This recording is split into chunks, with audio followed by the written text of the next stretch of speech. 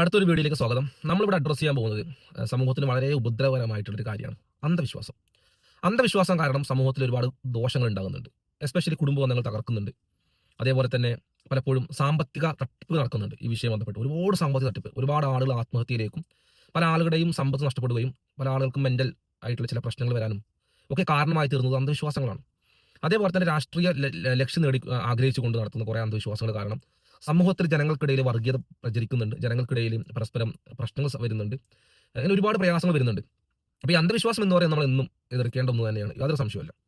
അന്ധവിശ്വാസം എന്ന് പറഞ്ഞാൽ എന്താണ് ആദ്യമായിട്ട് നോക്കുകയാണെങ്കിൽ ഒരു കാര്യം നമ്മളൊരു എവിഡൻസിന്റെയും ബേസിലല്ലാതെ ഒരു കൃത്യമായിട്ടുള്ള ഒരു തെളിവിന്റെയും ബേസിലല്ലാതെ വെറും ഇമോഷന്റെ ഭാഗമായിക്കൊണ്ടോ അല്ലെങ്കിൽ ചില ആഗ്രഹങ്ങളുടെ പുറത്തോ അല്ലെങ്കിൽ അല്ലെങ്കിൽ പറയുകയാണെങ്കിൽ ഇപ്പോൾ ചില രാഷ്ട്രീയ നേട്ടങ്ങൾക്ക് വേണ്ടി ചില സാമ്പത്തിക നേട്ടങ്ങൾക്ക് വേണ്ടി ചില ബൗദ്ധികപരമായിട്ടുള്ള ചില നേട്ടങ്ങൾക്ക് വേണ്ടിയിട്ട് കൊണ്ട് നടക്കുന്ന ചില ആശയങ്ങൾ ചില താല്പര്യങ്ങളെയാണ് നമ്മൾ അന്ധവിശ്വാസം എന്ന് പറയാം.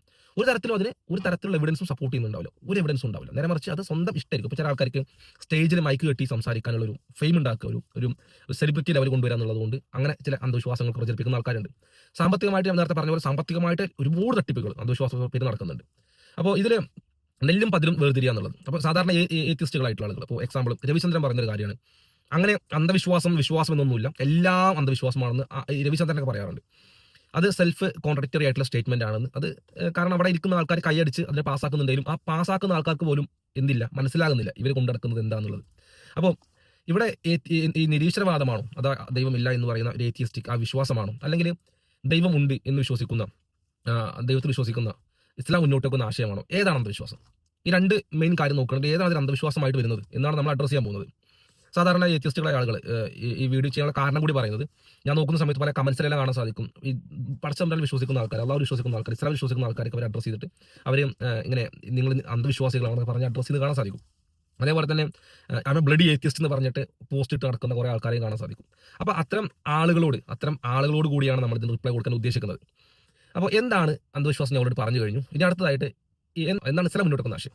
ഇസ്ലാം മുന്നോട്ട് വെക്കുന്ന ആശയം എന്ന് പറയുകയാണെങ്കിൽ ഈ പ്രപഞ്ചത്തിന്, ഈ കംപ്ലീറ്റ് ആയിട്ടുള്ള ഈ ലോകത്തിന്, ഈ ഒരു എല്ലാ കാര്യങ്ങൾക്കും ഒരു കൃത്യമായിട്ടൊരു കാരണക്കാരനുണ്ട്. ഒരു പിറകിൽ ഒരു ഇന്റലിജന്റ് ഈ പ്രപഞ്ചത്തിന്റെ ഡിസൈനിൽ വർക്ക് ചെയ്തിട്ടുണ്ട്. ഒരു അൾട്ടിമേറ്റ് കോസ്, ഒരു അൾട്ടിമേറ്റ് അതോറിറ്റി ഇതിന് പിറകിലുണ്ട്. ആ പടച്ച തമ്പുരാനെ അതിനെ നമ്മൾ അള്ളാഹു എന്ന് വിളിക്കുന്നു. ആ അള്ളാഹുവിൽ വിശ്വസിക്കുകയും അവന്റെ നിയമങ്ങൾ, അവന് ഓൾ നോവിംഗ് ആയ അള്ളാഹുവിൽ സ്വാഭാവികമായിട്ടും പ്രപഞ്ചം സൃഷ്ടിച്ച് പരിപാലിക്കുന്ന അള്ളാഹു ഒരു നെസസറി എക്സിസ്റ്റൻസിന് തീർച്ചയായിട്ടും എന്തായിരിക്കണം, ഓൾ നോവിംഗ് ആയിരിക്കണം. ഒരു ആട്രിബ്യൂട്ട് ഓൾ നോവിംഗ് എന്നുള്ളത്. അപ്പോൾ എല്ലാം അറിയുന്നവനായിട്ടുള്ള അവന്റെ നിയമങ്ങൾ അംഗീകരിച്ച് അതനുസരിച്ച് ജീവിക്കുക എന്നുള്ളതാണ് ലോജിക്കൽ, എന്നാണ് യഥാർത്ഥ ലോജിക്കൽ. പകരം ലിമിറ്റഡ് ആയിട്ടുള്ള മനുഷ്യന്റെ ബ്രെയിൻ ഉപയോഗിച്ചുകൊണ്ട് ഉണ്ടാക്കിയിട്ടുള്ള നിയമങ്ങളും മനുഷ്യന്റെ ബ്രെയിൻ ഉപയോഗിച്ചുകൊണ്ട് ഉണ്ടാക്കിയിട്ടുള്ള ചിന്തകളും അനുസരിച്ച് ജീവിക്കുന്നതിനേക്കാൾ ലോജിക്കലായി വരുന്നത്, കൃത്യമായിട്ട് ബുദ്ധിപരമായിട്ട് വരുന്ന കാര്യം, പ്രപഞ്ചം സൃഷ്ടിച്ച് പരിപാലിക്കുന്ന അള്ളാഹുവിൽ വിശ്വസിക്കുകയും അവന്റെ നിയമങ്ങൾ അംഗീകരിക്കുകയും ചെയ്യുക എന്നുള്ളതാണ്. അപ്പോൾ ഇവിടെ വരുന്നത് എന്താണ് ഇസ്ലാം മുന്നോട്ട് ആശയം മനസ്സിലായി. ഇനി അതിൽ തീസം എന്ന ഭാഗം വരുന്നത് തീർച്ചയായിട്ടും പ്രപഞ്ചത്തിന് സൃഷ്ടാവുണ്ട് എന്നുള്ളതാണ്. ഇതുമായി ബന്ധപ്പെട്ടിട്ട് ഖുർആനിലെ ഫറോവ ഒരിക്കൽ ഫറോവയുടെ അടുത്തേക്ക് മൂസ നബി അലൈഹി സ്വലാത്തു വസ്സലാം ഈ മെസ്സേജുമായിട്ട് പോയ സമയത്ത്, ദൂതനായിട്ട് പോയ സമയത്ത് ഫറോവ ചോദ്യമുണ്ട്, നിന്റെ രക്ഷിതാവ് ആരാണ് മൂസ എന്ന് ചോദിക്കും. മോശ പ്രവാചകനോട് മൂസ നബി അലൈഹി സ്വലാത്തു വസ്സലാമോട് ചോദിക്കണം, നിന്റെ രക്ഷിതാവ് ആരാണ്? അതായത് നിന്നെ അയച്ചു എന്ന് പറഞ്ഞിട്ടുണ്ടല്ലോ, നീ പറഞ്ഞല്ലോ നിന്നെ അയച്ചു, ദൂതനായിട്ട് അയച്ചു എന്ന് പറയുന്നുണ്ടല്ലോ, നബിയായിട്ട് അയച്ചു എന്ന് പറയുന്നുണ്ടല്ലോ. ആ അയച്ച ആള് ആരാണത്? അതൊരു ആൾ ദൈവമാണോ, അല്ലെങ്കിൽ ഏതെങ്കിലും ജീവികളാണോ, എന്തെങ്കിലും സംഭവങ്ങളാണ്? എന്താണത്? അല്ലെങ്കിൽ ഒരു കൂട്ടം ആളുകളുടെ ഒരു കൂട്ടായ്മയാണോ? എന്താ? നിന്നെ അയച്ചത് ആരാണ്? നിന്റെ രക്ഷിതാവ് ആരാണ്? നിനക്ക് ഈ തന്ന മെസ്സേജ് തന്നത് ആരാണ് എന്ന് ചോദിക്കുകയാണ്. അപ്പോൾ അതിന് ഉത്തരം പറയുന്നത്, റബ്ബനല്ലദീ അഅ്താ കുല്ല ശൈഇൻ ഖൽഖഹു സുമ്മ ഹദാ, എല്ലാത്തിനെയും സൃഷ്ടിക്കുകയും അതിൻ്റെതായ രീതിയിൽ അതിന് പ്രകൃതം നൽകുകയും ചെയ്തവനാണ് എൻ്റെ രക്ഷിതാവ്. അതായത് എന്നെ അയച്ചവൻ ആരാണ്? എന്നെ മെസ്സേജുമായിട്ട് മനുഷ്യർക്കിടയിലേക്ക് ധാർമ്മികത പഠിപ്പിക്കാനും മൊറാലിറ്റി പഠിപ്പിക്കാനും ഈ പറഞ്ഞ ശരീഅത്ത് നിയമങ്ങൾ പഠിപ്പിക്കാനും ജനങ്ങളെ ഉത്ബോധിപ്പിക്കാനൊക്കെ വേണ്ടിയിട്ട് എന്നെ അയച്ചവൻ ആരാണ്? പ്രപഞ്ചം സൃഷ്ടിച്ച് പരിപാലിച്ച ദൈവമാണ്. അതായത് പ്രപഞ്ചം സൃഷ്ടിച്ച് പരിപാലിച്ചവനായിട്ടുള്ള ആരാണോ അവനാണ് എന്നെ അയച്ചത്. ഇതാണ് നമുക്ക് പറയാനുള്ളത്. അപ്പോൾ അള്ളാഹു എന്ന് പറയുന്നത്, ദൈവത്തിൽ വിശ്വസിക്കുക എന്ന് പറയുന്നത്, അള്ളാഹു വിശ്വസിക്കുക എന്ന് പറയുന്നത് ഈ പ്രപഞ്ചത്തിന്റെ അൾട്ടിമേറ്റ് കോസ് ഉണ്ട്, ഒരു അൾട്ടിമേറ്റ് അതോറിറ്റി ഉണ്ട് എന്നുള്ള പൂർണ്ണമായിട്ടുള്ള ബോധ്യം. ആ ഒരു ബോധ്യമാണ് തീസം ആശയം മുന്നോട്ട്, ഈ തീസം എന്ന് പറയുന്ന ദൈവം ഉണ്ട് എന്ന് പറയുന്ന വിശ്വസിക്കുന്ന ആളുകൾ അല്ലെങ്കിൽ മുസ്ലിങ്ങൾ പറയുന്ന കാര്യം. ഇതാണ് നമ്മളുടെ മെയിൻ ആയിട്ടുള്ള ഫൗണ്ടേഷൻ. ഇനി ഈ ഏത്തിസ്റ്റുകൾ എന്ന് പറയുമ്പോൾ സ്വാഭാവികമായിട്ട് നിങ്ങൾക്ക് മനസ്സിലാവും, ഈ പ്രപഞ്ചത്തിന് ഈ കാണുന്ന ഡിസൈനുകൾക്കും ഈ പറഞ്ഞ പാറ്റേണിനും ഇതിനകത്തുള്ള ഇൻഫർമേഷൻ, DNA പോലുള്ള ഇൻഫർമേഷനൊക്കെ അകത്തുള്ള കാര്യങ്ങളൊക്കെ ഇത്തരം കോംപ്ലക്സിറ്റി ഉണ്ടായിട്ട് പോലും ഇതിനൊന്നും ഒരു പ്രത്യേകിച്ച് ഒരു കാരണക്കാരനില്ല, ഇതിൽ പ്രത്യേകിച്ച് ഒരു പിറകിൽ ഒരു കാരണക്കാരനൊന്നുമില്ല. പക്ഷേ അപ്പോൾ നമ്മൾ ചോദിക്കണം അവരോട്, അങ്ങനെയാണെങ്കിൽ നിങ്ങളുടെ ലൈഫിൽ പർപ്പസ് എന്താണെന്ന് ചോദിച്ചാൽ അതിനൊന്നും ഉത്തരം പറയാൻ സാധിക്കാറില്ല. പർപ്പസിനെ കുറിച്ചൊന്നും, കാരണം ഒരു അൾട്ടിമേറ്റ് അതോറിറ്റി വരുന്നില്ലെങ്കിൽ എന്ത് വരുന്നില്ല, ഒരു പർപ്പസ് ഒന്നും വരുന്നില്ല. അപ്പോൾ നമ്മുടെ ലൈഫ് ഒരു ആക്സിഡൻ്റ് ആണ്. മൊറാലിറ്റി, പർപ്പസ്, അതേപോലെ തന്നെ അങ്ങനെ ഒരുപാട് കാര്യങ്ങൾ നെഗറ്റ് ചെയ്യേണ്ടി വരും. അപ്പോൾ നമ്മൾ ഇവരോട് ചോദിക്കണം, നിങ്ങൾ ഏത്തിയസ്റ്റ് എന്ന് പറയുമ്പോൾ നിങ്ങൾ ലോകത്തിനെ കാണുന്നത് എങ്ങനെയാണെന്ന് ചോദിക്കുമ്പോൾ ലോകത്തിന്റെ അവർ പറയുന്നത് ലോകം തനിയെ ഉണ്ടായി എന്ന് പറയും. ചില ആൾക്കാർ പറയും ലോകം ലോകത്തിൽ തന്നെ സൃഷ്ടിച്ചു എന്ന് പറയും. ചില ആൾക്കാർ ലോകം എപ്പോഴും ഇങ്ങനെ തന്നെയാണ് നിൽക്കുന്നത്, ഒരു മാറ്റവും ഇല്ലെന്ന് പറയും. അങ്ങനെ പലതരത്തിൽ വ്യാഖ്യാനിക്കുന്ന ആൾക്കാരെ കാണാൻ സാധിക്കും. അപ്പോൾ ഏത്തിയസം എന്ന് പറയുകയാണെങ്കിൽ ഇതിന് സൃഷ്ടാവായിട്ട് ഇതിന്റെ അൾട്ടിമേറ്റ് ആയിട്ടുള്ള ഒരു ഇന്റലിജന്റ് ഇതിന് പിറകിൽ വർക്ക് ചെയ്തിട്ടില്ല. ഇത് ഒരു പിറകിൽ ഒരാളിൽ ഒരു കോസിൽ ഒരു കാരണക്കാരനില്ല എന്നുള്ള വിശ്വാസം, ഒരു സ്റ്റേറ്റ്മെന്റ് മുന്നോട്ട് വെക്കുന്ന ആൾക്കാരെയാണ് നമ്മൾ ഏത്തിയസ്റ്റ് എന്ന് പറയുന്നത്. അപ്പോൾ ഇതിന്റെ പിറകിൽ അൾട്ടിമേറ്റ് ആയിട്ടുള്ള പ്രപഞ്ചത്തിന്റെ ഡിസൈനിനും പാറ്റേണിനും ഇൻഫർമേഷൻസ് ഒക്കെ പിറകിൽ അൾട്ടിമേറ്റ് ആയിട്ടുള്ള ഒരു കോസ് ഉണ്ട്, ഒരു കാരണക്കാരനുണ്ട് എന്ന സ്റ്റേറ്റ്മെന്റ് മുന്നോട്ട് വെക്കുന്നവർ വിശ്വാസികൾ. അതേപോലെ തന്നെ ഇതിന് അൾട്ടിമേറ്റ് ഒരു കാരണക്കാരനൊന്നും തന്നെ ഇല്ല എന്ന സ്റ്റേറ്റ്മെന്റ് മുന്നോട്ട് വെക്കുന്നവർ ഏത്തിയസ്റ്റുകൾ. ഇനി നമ്മളിതിൽ ഏതാണ് അന്ധവിശ്വാസം നോക്കാം. അപ്പോൾ ഇതിൽ നേരത്തെ പറഞ്ഞ പോലെ അന്ധവിശ്വാസം എന്ന് പറയുന്നത് ഒരു സ്റ്റേറ്റ്മെന്റ് യാതൊരു തെളിവിന്റെയും അടിസ്ഥാനത്തിലല്ലാതെ വിശ്വസിച്ച് നടക്കുന്നതിന് നമ്മൾ അന്ധവിശ്വാസം എന്ന് പറയാം. അങ്ങനെയാണെന്നാണ് എവിഡൻസ് എന്ന് പറയുന്നത്. അപ്പോൾ എവിഡൻസ് നോക്കുന്നുണ്ടെങ്കിൽ ഒരു സ്റ്റേറ്റ്മെന്റിന്റെ ട്രൂത്ത് വാല്യൂവിന് 2 വാല്യൂ ഉണ്ടാവും. ഒന്ന് നോണം, അത് സത്യം അല്ലേ. അപ്പോൾ ട്രൂത്ത് ഉണ്ടാവും, അതുപോലെ തൊട്ട് താഴെ ട്രൂത്ത് ലൈ എന്ന് പറഞ്ഞ ഒരു പോർഷൻ ഉണ്ടാവും. അപ്പോൾ ഈ ട്രൂത്ത് വാല്യൂയിലേക്ക് മാക്സിമൈസ് ചെയ്യാൻ വേണ്ടിയിട്ട് നമുക്ക് കിട്ടുന്ന ഇൻഫർമേഷൻസിനെ നമ്മൾ എവിഡൻസ് എന്ന് പറയുന്നത്. അതായത് എക്സാമ്പിളായിട്ട് ഇപ്പോൾ ഞാൻ പറയാണ്, ഞാൻ ഇന്ന് രാവിലെ ഒരു കോഫി കുടിച്ചു എന്ന് പറയാം, കോഫി കുടിച്ചു എന്ന് പറയാണ്. അപ്പോൾ ഇതിന്റെ എവിഡൻസ് ഒരാളെന്നോട് ചോദിക്കണം, നീ ഇന്ന് കോഫി കുടിച്ചു എന്നതിന്റെ തെളിവ് എന്താണെന്നുള്ളത് എന്ന് ചോദിക്കുമ്പോൾ ഞാൻ എന്തൊക്കെ തെളിവ് കൊടുക്കാം? എനിക്ക് കൊടുക്കാൻ തെളിവ് പറഞ്ഞാൽ ഞാൻ കോഫി കുടിച്ചത് ചിലപ്പോൾ ഇവിടെ നിന്നായിരിക്കാം, കടയിൽ നിന്നായിരിക്കാം, കഫേയിൽ നിന്നായിരിക്കും. അപ്പോൾ കഫേയിൽ നിന്ന് ഞാൻ കഴിക്കുന്നതിന്റെ CCTV ദൃശ്യം ഒരു എവിഡൻസ് ആണ്. അതേപോലെ തന്നെ അവിടെ നിന്ന് ഞാൻ കോഫി കുടിച്ചതിന്റെ ബില്ല്, എൻ്റെ ഫോണിലെ ബാങ്ക് സ്റ്റേറ്റ്മെന്റ്, അല്ലെങ്കിൽ എന്നെ അവിടെ ഒരാൾ കണ്ടിട്ടുണ്ടാവും, ഞാൻ ആ കഫേയിൽ കയറുന്ന ഒരാൾ കണ്ടിട്ടുണ്ടാവും. ഇപ്പോൾ ഇത് നമ്മൾ ജസ്റ്റ് സിമ്പിളായി പറഞ്ഞാൽ ഒരു പോലീസ് കേസുമായി ബന്ധപ്പെട്ട വിഷയമായിട്ട് നമ്മൾ എടുക്കുന്നത് വിചാരിക്കാം. ഒരു പോലീസ് കേസുമായി ബന്ധപ്പെട്ട വിഷയമാണെന്നുണ്ടെങ്കിൽ ഒരാൾ മരിച്ചു കിടക്കുകയാണെങ്കിൽ അപ്പോൾ ഒരാളെ നമ്മൾ പിടിച്ചുകൊണ്ട് വന്നു, പോലീസ് ഒരാളെ സംശയത്തിന്റെ പേരിൽ തൊട്ടപ്പുറത്ത് വീട്ടിൽ ഒരാളെ പിടിച്ചു. അപ്പോൾ പോലീസിന് ചില ന്യായങ്ങൾ, ചില എവിഡൻസ് മുന്നോട്ട് വെക്കാനുണ്ടാവും. ഇയാളാണ് കുറ്റക്കാരൻ എന്ന് പറഞ്ഞുകൊണ്ട് ചില തെളിവുകൾ അങ്ങോട്ട് വെക്കാനുണ്ടാവും, ഇൻഫർമേഷൻസ്. ഇയാൾ കുറ്റക്കാരനാണെന്നുള്ള വാല്യൂലേക്ക്, പോലീസ് പറയുന്ന ട്രൂത്ത് വാല്യൂലേക്ക് പോകാനായിട്ട്. അപ്പോൾ അതേ സമയത്ത് ഇയാൾ ഇത് ഞാനല്ല ചെയ്തത് എന്ന് പറഞ്ഞുകൊണ്ട് അയാൾ പറയുന്ന ട്രൂത്ത് വാല്യൂലേക്ക് ചില ഇൻഫർമേഷൻസ് കൊണ്ടുവരും. ഇത് രണ്ടും കൂടി ഫൈറ്റ് ചെയ്യുന്ന സ്ഥലമാണ് കോർട്ട് എന്ന് പറയുന്നത്. അപ്പോൾ അവിടെ ആരുടെ ട്രൂത്ത് വാല്യൂയാണ് മുകളിൽ നിൽക്കുന്നത്, ആരുടെ ഇൻഫർമേഷൻസ് ആണ് പ്രോപ്പറായിട്ട് എവിഡൻസ് അതിനെ സപ്പോർട്ട് ചെയ്യുന്നത് എന്ന് നോക്കിയിട്ടാണ് കോർട്ട് എന്ത് നിയമം പറയാം. അപ്പോൾ ഇവിടെ സംഭവിക്കുന്നത് 2 ആളുകൾ ഇൻഫർമേഷൻസ് കൊണ്ടുവരുന്നു. ഈ 2 ഇൻഫർമേഷൻസും അവർ ഉദ്ദേശിക്കുന്നത് അവരുടെ ട്രൂത്ത് വാല്യൂനെ കൂട്ടാൻ വേണ്ടിയിട്ടാണ്. 2 ഇൻഫർമേഷൻസ് നമ്മൾ എവിഡൻസ് എന്ന് പറയും. ഇതാണ് എവിഡൻസ് എന്ന് പറയുന്നത്. അപ്പോൾ നമുക്ക് എവിടെ നിന്നൊക്കെയാണ് ഇൻഫർമേഷൻസ് എടുക്കാം എന്നുള്ള അടുത്ത ക്വസ്റ്റ്യൻ. അപ്പോൾ ഇൻഫർമേഷൻ നമുക്ക് എടുക്കാൻ പറ്റുന്ന ഭാഗങ്ങൾ എന്ന് പറഞ്ഞാൽ, ഒന്ന് ഇൻറ്റ്യൂട്ടീവ് ആയിട്ടുള്ള നോളജ് എന്ന് പറയും. ഇൻറ്റ്യൂട്ടീവ് നോളജ്, അതായത് നമുക്ക് ജന്മന ചില അറിവുകൾ കിട്ടും. അതിന് പ്രത്യേകിച്ച് നമുക്ക് വേറൊരു സപ്പോർട്ടിങ് ഒരു ഇൻഫർമേഷൻ കൊണ്ടുവരേണ്ട ആവശ്യം ചില കാര്യങ്ങളെ സംബന്ധിച്ചിടത്തോളം ജന്മന കിട്ടുന്ന അറിവുകളാണ്. ഒരു എക്സാമ്പിൾ, പ്രപഞ്ചം എന്ന് പറയുന്നത്, നമ്മുടെ ഈ ലോകം എന്ന് പറയുന്നത് റിയൽ ആണെന്നുള്ളൊരു കാര്യം. അതാണ് ഏറ്റവും സിമ്പിളായിട്ട് പറയാൻ പറ്റുള്ള ഒരു എക്സാമ്പിൾ എനിക്ക്. അപ്പോൾ ഇതിൽ നോക്കുകയാണെങ്കിൽ ഒരാൾ പറയുകയാണ് ഈ പ്രപഞ്ചം എന്ന് പറയുന്നത് റിയൽ അല്ല എന്ന് പറയുകയാണെങ്കിൽ, അയാൾ സ്വാഭാവികമായിട്ടും എല്ലാ മനുഷ്യരുടെയും ഇൻറ്റ്യൂട്ടീവ് ആയിട്ടുള്ള ഒരു നോളേജിന് അഗെയിൻസ്റ്റ് ആയിട്ട് വർക്ക് പറയാന്നർത്ഥം. അപ്പോൾ അയാൾ നമ്മളൊന്ന് പ്രാന്തെന്ന് പറയും, അല്ലെങ്കിൽ അയാൾ മണ്ടെന്ന് പറഞ്ഞിട്ട് നമ്മളാൾ തള്ളിക്കളയും. അപ്പോൾ ഇങ്ങനെ ചില ആളുകൾ പറഞ്ഞു നടക്കുന്നുണ്ട് കാണാൻ സാധിക്കും, ചില ആശയങ്ങൾ മുന്നോട്ട് വെക്കുന്നത് കാണാൻ സാധിക്കും. അതായത് ഈ പ്രപഞ്ചം ഒരു മായയാണ്, ഈ ലോകം ഒരു മായയാണെന്ന് പറയുന്ന ആൾ കാണാൻ സാധിക്കും.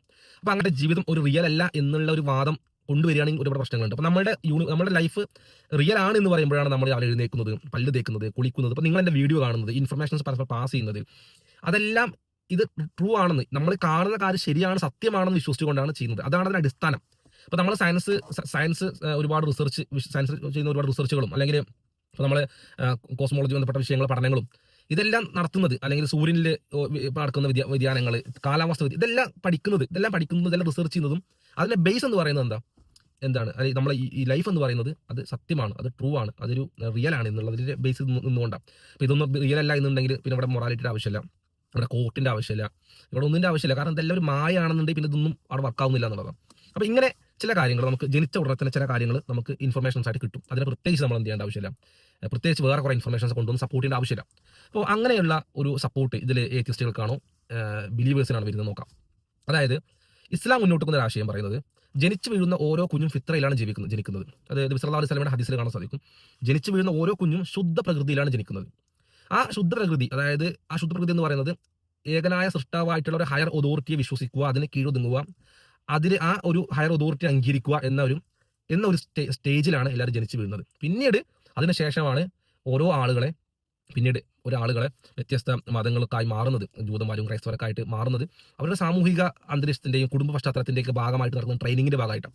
നേരെ മറിച്ച് ഒരാൾ ഫിത്രയിൽ ജീവിക്കുകയാണെങ്കിൽ, ഒരു കുട്ടി ഒരു ഫിത്രയിൽ ജീവിക്കുകയാണെങ്കിൽ, ഒരു യാതൊരു തരത്തിലുള്ള സൊസൈറ്റിയിലായിട്ടുള്ള ഒരു ഇൻഫ്ലുവൻസ് ഒന്നും ഇല്ലാതെ ജീവിക്കുകയാണെങ്കിൽ, അവർ സ്വാഭാവികമായിട്ടും ഒരു ഹയർ അതോറിറ്റിയിൽ വിശ്വസിച്ചിരിക്കും, ഒരു ദൈവത്തിൽ വിശ്വസിച്ചിരിക്കും, ഒരു ഹയർ അതോറിറ്റിയിൽ അവനെ പൂർണ്ണമായിട്ട് വിശ്വസിച്ചിരിക്കും എന്നുള്ളതാണ്. ഇബ്നു തൈമിയ്യ റഹിമഹുല്ലാഹ് അദ്ദേഹം പറയുന്നത് കാണാൻ സാധിക്കും. ഈ ഫിത്ര എന്ന് പറയുന്നത് ഒരു നാച്ചുറൽ ഇൻക്ലിനേഷനാണ് towards the belief in God. അള്ളാഹുൽ വിശ്വസിക്കാൻ വേണ്ടിയിട്ടുള്ള, പ്രപഞ്ച സൃഷ്ടാവിൽ വിശ്വസിക്കാനുള്ള നാച്ചുറൽ ആയിട്ടുള്ള പ്രകൃതിപരമായിട്ടുള്ള ഒരു ഇൻക്ലിനേഷനാണ്, ഒരു ചായ്വാണ് ഈ ഫിത്ര എന്ന് പറയുന്നത് എന്ന് പറയാൻ കാണാൻ സാധിക്കും. അപ്പം ഇതാണ് ഇൻറ്റ്യൂറ്റീവ്, അതായത് ഇസ്ലാം മുന്നോട്ട് വെക്കുന്നത് ഇൻറ്റ്യൂറ്റീവ് നോളജ് ആണ് ഇസ്ലാം മുന്നോട്ട് വെക്കുന്നത്. ഇതുമായി ബന്ധപ്പെട്ട കുറച്ച് സ്റ്റഡികൾ കാണാൻ സാധിക്കും. ജസ്റ്റിൻ ബാരറ്റിന്റെ സ്റ്റഡി, അതേപോലെ തന്നെ മറ്റു പല ആളുകളുടെ ഇങ്ങനത്തെ സ്റ്റഡികളെല്ലാം ഇവിടെ കാണിക്കാം. അപ്പോൾ ഗോഡ് ജീൻ എന്ന് പറഞ്ഞ പുസ്തകം എഴുതപ്പെട്ടത് ഇതുമായി ബന്ധപ്പെട്ട് എഴുതപ്പെട്ടിട്ടുണ്ട്. അതേപോലെ തന്നെ ഇങ്ങനെ ഞാൻ പറഞ്ഞ ജസ്റ്റിൻ ബാരറ്റിന്റെ സ്റ്റഡി, അല്ല അതേപോലെ തന്നെ ഇവിടെ ജപ്പാനിൽ നടന്നിട്ടുള്ള കുറേ കുട്ടികൾക്കിടയിൽ നടന്ന റിസർച്ചുകൾ, ഇങ്ങനെ ഒരുപാട് യൂണിവേഴ്സിറ്റികൾ, ഒരുപാട് മറ്റു ഓർഗനൈസേഷൻസും മറ്റും അതേപോലെ തന്നെ പ്രൈവറ്റ് ഓർഗനൈസേഷൻസും ഏജൻസികളൊക്കെ നടത്തിയിട്ടുള്ള ഒരുപാട് സ്റ്റഡികളെല്ലാം കാണാൻ സാധിക്കുന്നത് ഒരു കുഞ്ഞ് ജനിച്ച് വീഴുമ്പോൾ ആ കുഞ്ഞ് സ്വാഭാവികമായിട്ട് ഒരു ഹയർ അതോറിറ്റിയിൽ വിശ്വസിക്കുന്ന രീതിയിലാണ് ജനിക്കുന്നത് എന്നുള്ളതാണ്. അതുമായി ബന്ധപ്പെട്ട സ്റ്റഡികളാണ് ഞാൻ കാണിച്ചുകൊണ്ടിരിക്കുന്നത്. അപ്പോൾ ഇത്തരം സ്റ്റഡികളെല്ലാം പറയുന്നത് അങ്ങനെയാണ്. അപ്പോൾ സ്വാഭാവികമായിട്ടും ഈ ഇൻറ്റ്യൂറ്റീവ് ആയിട്ടുള്ള ജനിച്ച ഉടനെ കിട്ടുന്ന ഒരു അറിവ് എന്ന രീതിയിൽ സപ്പോർട്ട് ചെയ്യുന്നത്. ഇനി നമ്മൾ അടുത്ത ഒരു ഭാഗത്തിലേക്ക് പോവുകയാണെങ്കിൽ ടെസ്റ്റിമോണിയൽ എവിഡൻസ് കേട്ടിട്ടുണ്ടാവും. അതായത് ഒരു കാര്യം ഒരാൾ പറഞ്ഞു എന്നതിൻ്റെ പേരിൽ മാത്രം നമ്മൾ അത് എടുക്കുക. അപ്പോൾ ആ പറയുന്ന ഒരാൾ ഒരു അതോറിറ്റി അത് പറയുമ്പോൾ ആ അതോറിറ്റി അത് പറയാൻ ഉള്ള കപ്പാസിറ്റി ഉള്ള അതിന് വാലിഡ് ആയിട്ടുള്ള ഒരാളായിരിക്കണം. അപ്പോൾ അയാൾ പറയുന്നത് നമ്മൾ എടുക്കുക. അപ്പോൾ നമുക്ക് സ്വാഭാവികമായിട്ട് സ്വീകരിക്കാൻ സാധിക്കും. ടെസ്റ്റിമോണിയൽ എവിഡൻസ് എന്ന് പറയുന്നത് അപ്പോൾ നമ്മുടെ ഹിസ്റ്ററി വർക്ക് ചെയ്യുന്നത് ടെസ്റ്റിമോണിയൽ എവിഡൻസ് ബേസ് ആയിട്ടാണ്. അപ്പോൾ നമ്മൾ SSLC പുസ്തകത്തിൽ പഠിച്ച് 10ാം ക്ലാസ്സിലും 8ാം ക്ലാസ്സിലും 9ാം ക്ലാസ്സിലൊക്കെ പഠിക്കും, മാത്തമാറ്റിക്സ് പഠിക്കുന്നത്, സയൻസ് പഠിക്കുന്നത്, ഇതെല്ലാം പഠിക്കുന്ന എല്ലാം ടെസ്റ്റിമോണിയൽ എവിഡൻസ് ആണ്. കാരണം നമ്മൾ ടീച്ചർ പറയുന്നു, ടീച്ചർ ഒരു അതോറിറ്റിയാണ്, പുസ്തകത്തിൽ എഴുതിയിട്ടുണ്ട്, പുസ്തകം ഒരു അതോറിറ്റിയാണ് എന്നതുകൊണ്ട് നമ്മൾ അവർ പറയുന്നത് നമ്മൾ എടുക്കുകയാണ് ചെയ്യുന്നത്. മനസ്സിലായോ? അങ്ങനെ നമ്മൾ എടുക്കുന്നത്. അപ്പോൾ ഇതേപോലെ തന്നെ ഹിസ്റ്ററി നമുക്കറിയാം, ഹിസ്റ്ററി എല്ലാം ഇതേപോലെ ടെസ്റ്റിമോണിയൽ എവിഡൻസ് ആണ്. ഓരോ ഹിസ്റ്റോറിയൻസ് എഴുതി വെച്ചിട്ടുള്ള കാര്യങ്ങൾ അതിന്ന് നമ്മൾ എടുക്കുകയാണ് ചെയ്യുന്നത്. അവരെ നോക്കും, നമ്മൾ അവരുടെ കാര്യങ്ങൾ അവർ പറയുന്നതെല്ലാം അവർ ഒരു ഓതന്റിക് ആണെന്ന് വിശ്വസിക്കുക മനസ്സിലാക്കുകയാണെങ്കിൽ നമ്മൾ അവരുടെ ഇൻഫർമേഷൻ എടുക്കും. ഒരു എക്സാമ്പിൾ പറയുകയാണെങ്കിൽ ഇപ്പോൾ നാസ എന്ന് പറയുന്ന ഒരു സ്പേസ് റിസർച്ച് ഓർഗനൈസേഷന് അവർ ചന്ദ്രനിൽ വെള്ളം കണ്ടു എന്ന് വിചാരിക്കും. ചന്ദ്രനിൽ വെള്ളം കണ്ടെത്തി എന്നുള്ള ഒരു റിസർച്ച് അവർ പുതിയതായിട്ട് വന്നു, അതിൻ്റെ റിസൾട്ട് പബ്ലിഷ് ചെയ്ത് വയ്ക്കുക. അപ്പോൾ നമ്മുടെ നാട്ടിലാരും പറയുന്നുണ്ടോ ചന്ദ്രനിൽ വെള്ളം കണ്ടെത്തി എന്ന് പറയാം.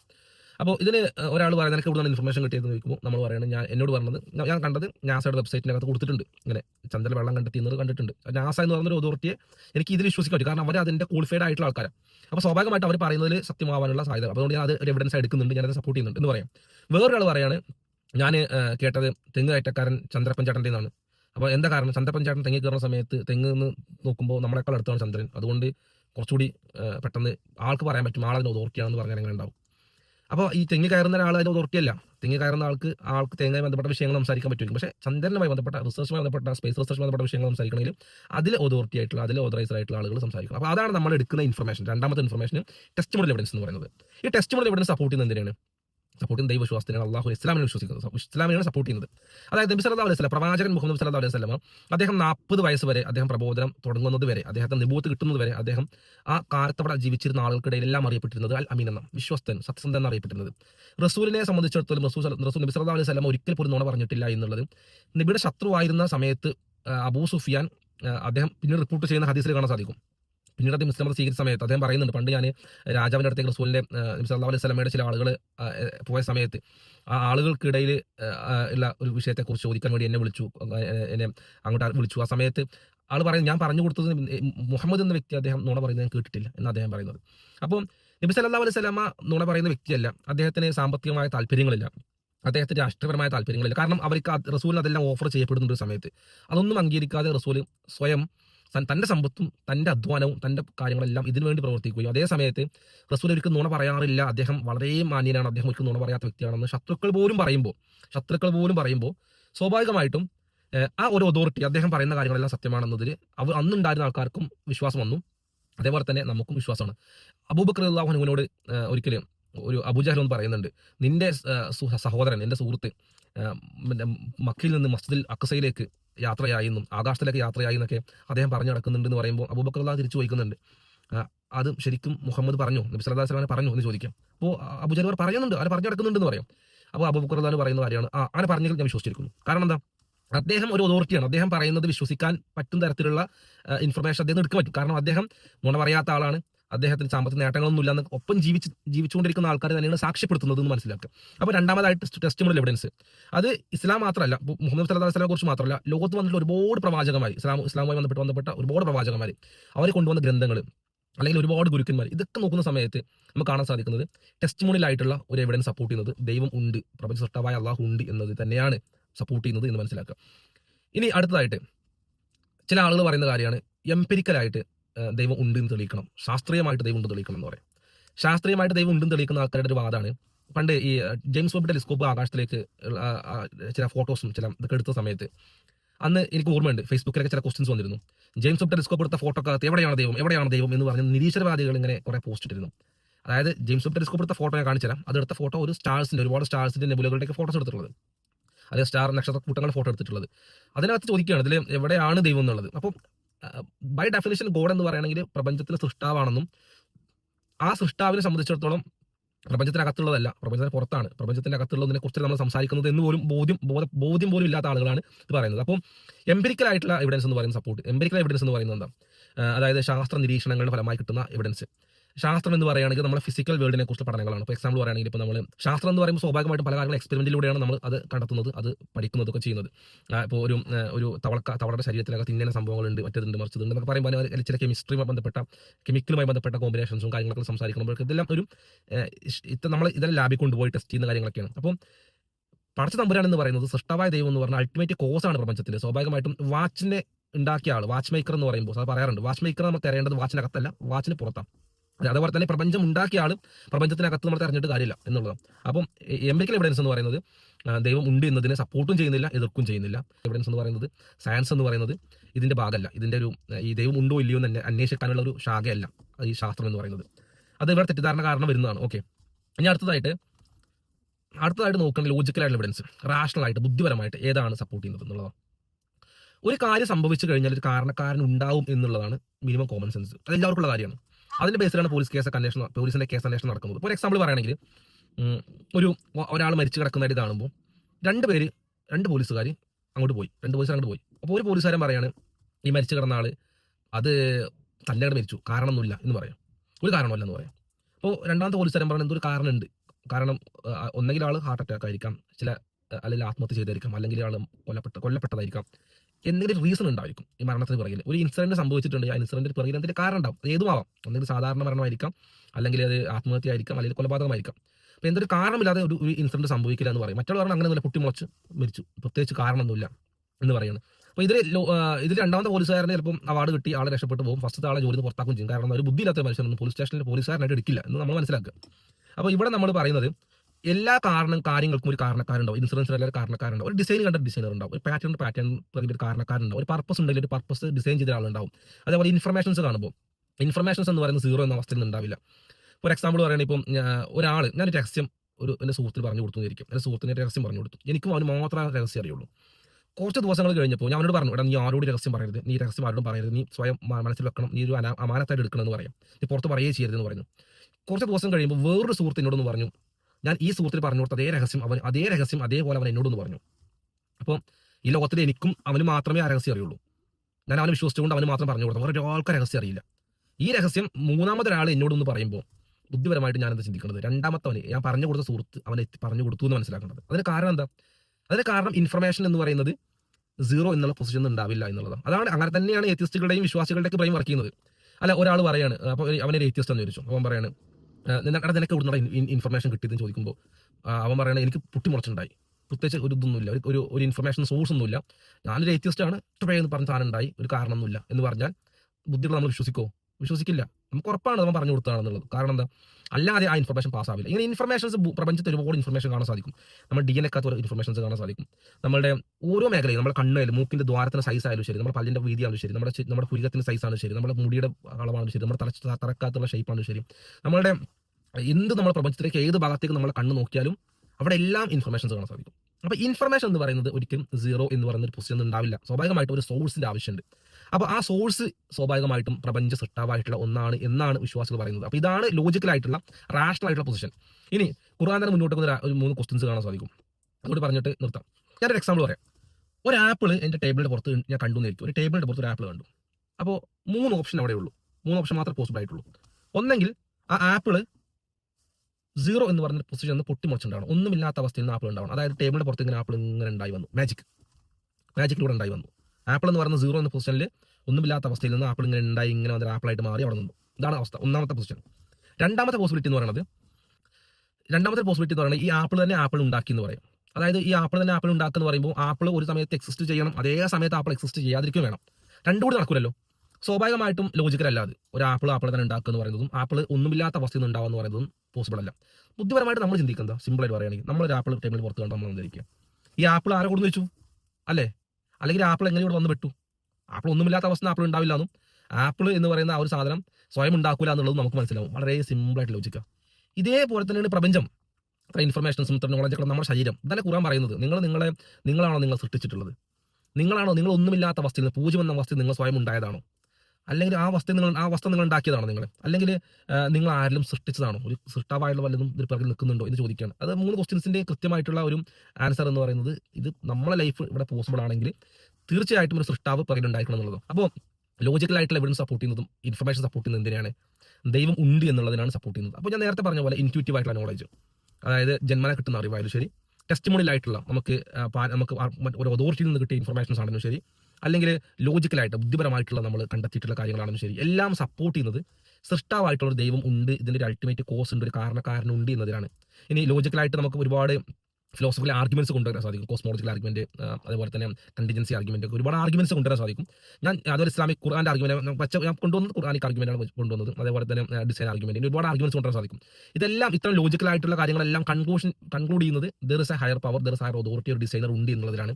ഏത്തിസം എന്ന് പറയുന്നത് സ്വാഭാവികമായിട്ട് അന്ധവിശ്വാസമാണ്. ദൈവം ഇല്ല എന്ന് പറയുന്നത് അന്ധവിശ്വാസമാണ്. ഒരു തരത്തിലുള്ള സപ്പോർട്ടും ഇല്ല, ഒരു തരത്തിൽ ബുദ്ധിപരമായിട്ട് സപ്പോർട്ട് ചെയ്യുന്നില്ല, അതേപോലെ തന്നെ ഇൻറ്റ്യൂട്ടീവായിട്ട് സപ്പോർട്ട് ചെയ്യുന്നില്ല, ടെസ്റ്റിമോണിയലായിട്ട് സപ്പോർട്ട് ചെയ്യുന്നില്ല. ആരിലും ഒരു അതോറിറ്റി ദൈവം ഇല്ല എന്ന് പറയാൻ മാത്രം ഉള്ള ഒരു അതോറിറ്റി ഒന്നും ഇവിടെ വിടില്ലതാനും. അപ്പം അങ്ങനെ ഒരു തരത്തിലും സപ്പോർട്ട് ചെയ്യാത്ത ഒരു കാര്യം, ഒരു അന്ധവിശ്വാസമാണ് ഈ ഏത്തിസം എന്ന് പറയുന്നത്. ദൈവം ഇല്ല എന്ന് പറഞ്ഞ് നടക്കുന്ന കാര്യം. വെറുതെ നിങ്ങൾ ഈ അന്ധവിശ്വാസം കൊണ്ട് നടന്ന് സമൂഹത്തിൽ പ്രശ്നം ഉണ്ടാക്കാതെ നിങ്ങൾ സത്യസന്ധമായിട്ട് നിങ്ങൾ ലോജിക്കലായി ചിന്തിച്ചുകൊണ്ട്, റാഷണലായി ചിന്തിച്ചുകൊണ്ട് നിങ്ങൾ പ്രപഞ്ചത്തിൻ്റെ ഒരു ഡിസൈനർ ഉണ്ട് എന്നുള്ളൊരു ബോധ്യം, റിയാലിറ്റിയിലേക്ക് വാ എന്നൊക്കെ പറയാനുള്ളത്.